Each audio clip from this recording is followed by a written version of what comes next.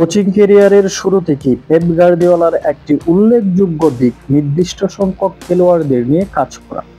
খুব বড় স্কোয়াড নিয়ে তাকে সেভাবে কাজ করতে দেখা গেছে কমই। তবে চলতি মৌসুমে চোটসহ নানা কারণে ম্যানচেস্টার সিটি স্কোয়াডের পরিধি বড় হয়ে গেছে, যা ভালো লাগছে না স্প্যানিশ এই কোচে। গার্দিওলা তাই হুঁশিয়ারি দিয়েছেন, স্কোয়াড ছোট না করলে চলে যাবেন সিটি ছেড়ে। লুনে থাকা 4 জন বাদে সিটির মূল স্কোয়াডে বর্তমানে 28 জন খেলোয়াড় আছে।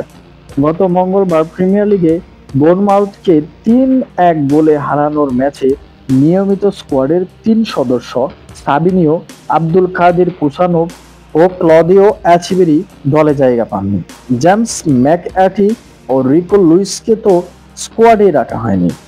এই ম্যাচের পর গার্দিওলা সংবাদ সম্মেলনে তুলে ধরেন তার স্কোয়াড ছোট করার আর্জি। আমি ক্লাবকে বলে দিয়েছি 5 বা 6 জন খেলোয়াড়কে বসিয়ে রাখতে চাই না। আমি এমনটা আসলেই চাই না। আর যদি এই অবস্থা তৈরি হয় তাহলে আমি চলে যাব। যদি স্কোয়াড ছোট করা হয় তাহলেই কেবল আমি থাকবো। বিশ্বের সবচেয়ে ব্যয়বহুল স্কোয়াডগুলোর একটি হলো সিটির এই বিশাল খেলোয়াড়দের বহর, যার বাজার মূল্য 1.3 বিলিয়ন ইউরো বলে নানা সময়ে এসেছে খবরে। তবে গত বছরের শেষের দিকে চোট সমস্যায় ভুগে অক্টোবর-নভেম্বরের মধ্যে সব ধরনের প্রতিযোগিতায় মিলিয়ে টানা 5 ম্যাচে হেরেছিল গার্দিওলার দল। এই সমস্যা কাটাতেই গেল জানুয়ারির ট্রান্সফার উইন্ডোতে তারা উমর মারমুশ, তিবোর রেইস, কাসোনোভ এবং নিকো গঞ্জালেসকে দলে টানে। তবে বর্তমানে জন স্টোনস ও নাতান আকে ছাড়া সবাই ফিট হয়ে গেছেন, ফলে প্রতি ম্যাচে বেঞ্চে বসে কাটাতেই হচ্ছে অনেক খেলোয়াড়কে।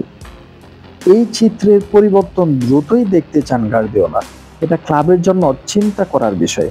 আমি চাই না সবাই ফিট থাকার পরও স্কোয়াডে 24, 25 বা 26 জন খেলোয়াড় থাকুক।